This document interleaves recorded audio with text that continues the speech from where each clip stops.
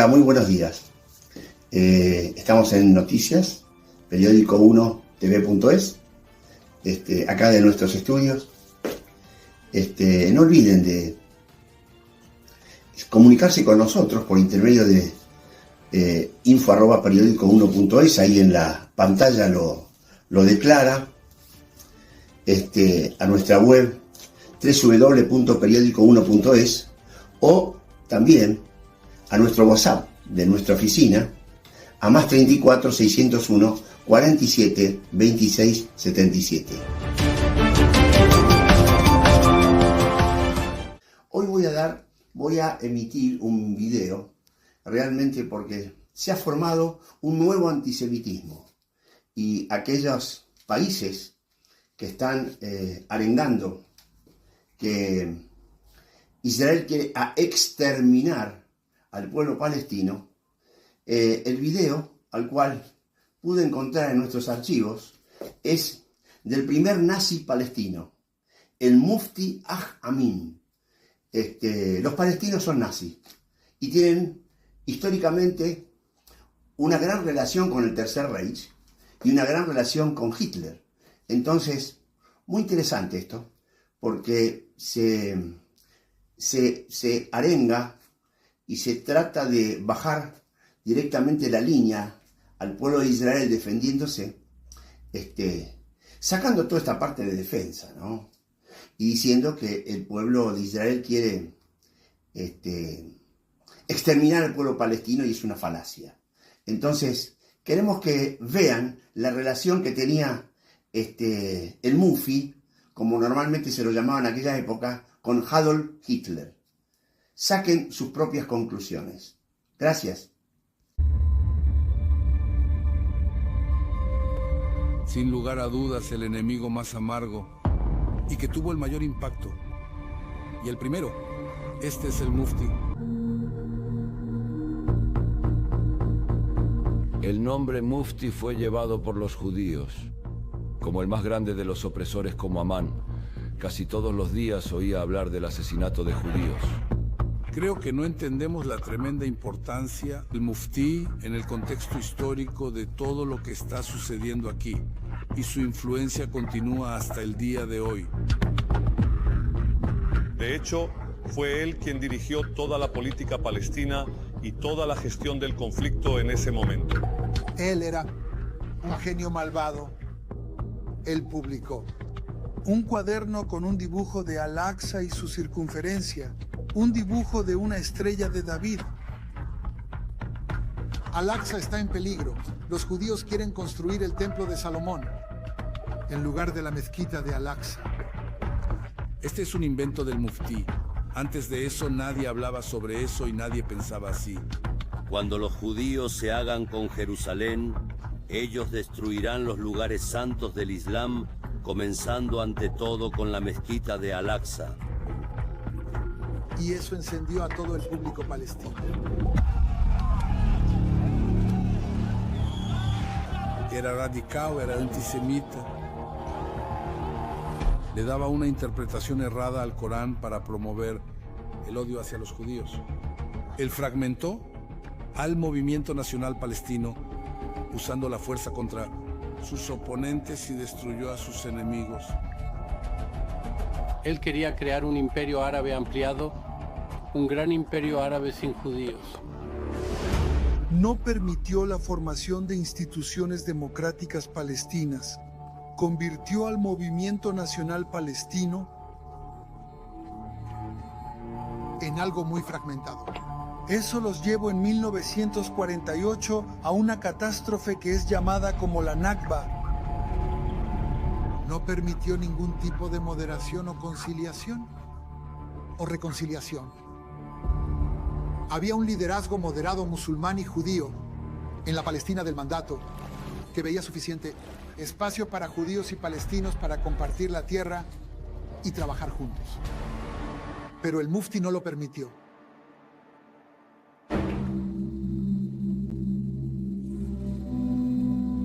Amin al-Husseini nació en 1895 en el Imperio Otomano, en una familia de la nobleza, la familia al-Husseini. Sus padres comprendieron la importancia de la educación moderna y occidental, por lo que lo envían al colegio Allianz. Repito, hablamos de la escuela Allianz, un instituto que también enseñaba valores sionistas y que es una escuela que la administran judíos. Y cuando Amin al-Husseini termina sus estudios secundarios, él se va hacia el sur. Fue enviado por su hermano Kamel a estudiar en la Escuela para la Difusión de la Doctrina en Egipto. Allí estudia filosofía, teología y lengua y literatura árabe. Cuando hacemos la pregunta, cuando se habla o considera sobre su antisemitismo, creo que en él es muy frontal, en lo que a él respecta. Sobre el Mufti. En la Universidad de Al-Azhar sabemos que el Mufti conformó un grupo secreto con personas que pensaban igual. No les gustaban los judíos. No querían permitirles que llegaran a Palestina. Él aprende a combinar la religión con la política, a tomar del mundo occidental las cosas que son importantes para fortalecer el Islam, para liberarlo del imperialismo occidental. En la Primera Guerra Mundial tomó parte de la guerra e incluso sirvió como oficial de artillería, ni más ni menos, en el Imperio Otomano, aunque en realidad no luchó. Tampoco se llevaba muy bien con sus comandantes y creo que eso también es una señal de lo que está por venir. No supo aceptar la autoridad y siempre quiso liderar y ser el que marcara la agenda. En realidad, Amin utiliza dos herramientas muy centrales: educación y comunicación. Entiende que con estas dos herramientas puede difundir el nacionalismo árabe, la doctrina panislámica, y escribe una serie de artículos antisionistas en el periódico sirio Al-Hanubia. A los habitantes de Palestina en particular y al resto de los árabes y musulmanes en general, deben entender que el problema de Palestina tiene una raíz que es religiosa, antes de ser esta un problema político u otro tipo de disputa. Y esto se refleja más tarde, en abril de 1920, cuando estallan los disturbios en las celebraciones de Nabi Musa. En 1920, Yash Amin al-Husseini lidera una manifestación para provocar que los árabes palestinos se unan al reino de Faisal, que había sido puesto rey en Siria. La marcha se transforma en un acto violento contra los judíos. Él se presenta a la generación más joven. Sus capacidades retóricas, sus dotes como instigador, provocar de tal evento que cientos de personas fanatizados y provocar que ellos adopten patrones de conducta violentos, necesitas una personalidad muy especial. El muftí actuó explícitamente para limpiar a los judíos del Medio Oriente, siguiendo literalmente los pasos de los nazis. El propio muftí abandona Bagdad unos días antes que el Farhud y entonces el muftí comienza su largo viaje. En el transcurso de 6 meses, va hacia Berlín. Los lazos del Mufti con la Alemania nazi, incluso antes de que se convirtiera en una Alemania nazi, son muy estrechos. Debió haber percibido en sus agudos sentidos políticos que había un futuro brillante para sus aspiraciones nacionales, sus sueños, sus fantasías, para limpiar la tierra de Israel de los habitantes judíos. En noviembre de 1941 llega a Berlín y la misma publicación entre sus contactos en Berlín hace un gran ruido en todo el Oriente Medio. En primer lugar, se recibe en la Alemania nazi con honores como se les da a los reyes. La cúpula nazi comienza una peregrinación hacia él y él recibe rápidamente, en 3 semanas, incluso un poco menos, de su llegada a Alemania, recibe una cita con Adolf Hitler. Por primera vez, ellos se reúnen cara a cara. Hablaron durante 1 hora o hora y media.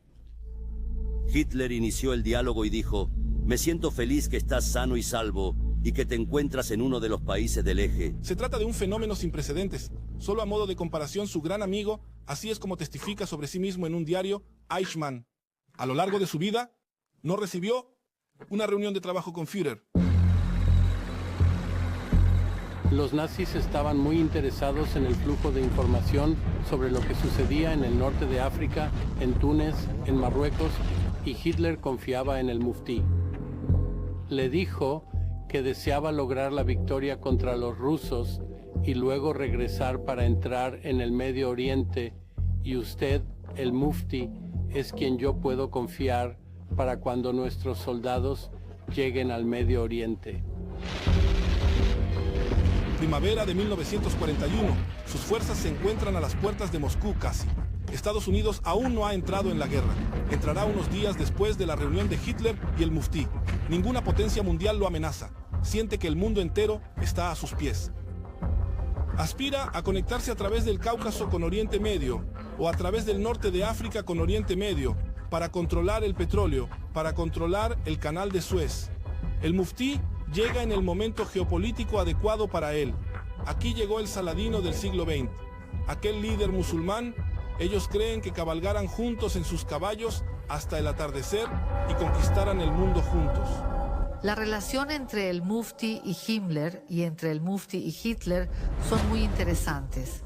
Los nazis ven en el Islam una religión machista, heroica, que es muy atractiva para el combatiente. Himmler llamó a la religión cristiana una religión sarcástica y femenina. Himmler amaba el Islam porque era también una religión de lucha y conquista. Había una doctrina llamada yihad. Lento pero de forma segura, en sus conversaciones se pusieron de acuerdo que Europa debería ser, a final de cuentas, musulmana. E incluso hay una cita atribuida a Hitler que dice que si ganaba la guerra, en realidad estaba convirtiendo la religión de las SS del cristianismo al Islam. Porque el Islam es una religión que en realidad entrena a los combatientes para ir al campo de batalla sin miedo en absoluto. Yo valoró que Hitler, en todo el sentido, la admiración por la lucha de los árabes en Palestina, esta enorme y masiva guerra popular en contra del Imperio Británico y el judaísmo mundial. Luego Hitler cayó y me dejó hablar a mí. El Mufti se comporta de una manera inusual en la reunión. Le dice a Hitler: escuche, señor, no sé qué hay de ti. Entre nosotros es común llevar café a todas partes. Hay un silencio en la habitación. Hitler tenía todo tipo de locuras alimenticias y, entre otras cosas, estaba en contra de la cafeína. Todos en la sala saben que el Führer detesta el café. Llega este extraño de Oriente Medio y le dice al Führer que es común llevarle café a quien te recibe. Y el Führer se enfada con él. Pero la política es más fuerte que cualquier cosa. Él no lo echa de la habitación. Continúan el diálogo. Y al parecer, un ayudante con las manos extremadamente temblorosas le sirve una taza de café al Mufti. Él y Hitler hablan de igual a igual.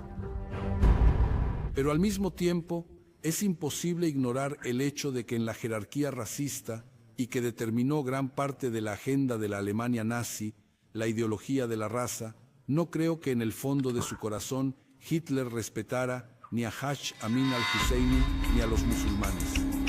Hitler también odiaba a los semitas en general.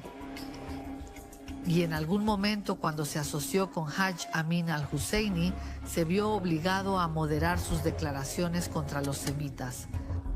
El Mufti, por cierto, termina siendo evaluado racialmente a sus espaldas. Y lo convierten en un ario honorario. Hitler no conocía la situación en el Medio Oriente.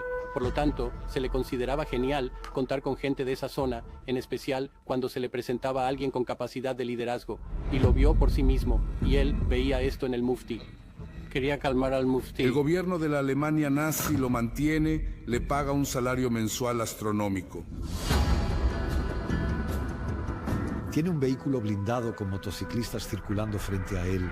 Ya sabían cómo adularlo, cómo comprarlo con todo tipo de pequeñas manieras. Supuestamente el gobernante de un país, secretarias, un equipo de asistentes, una oficina de lujo.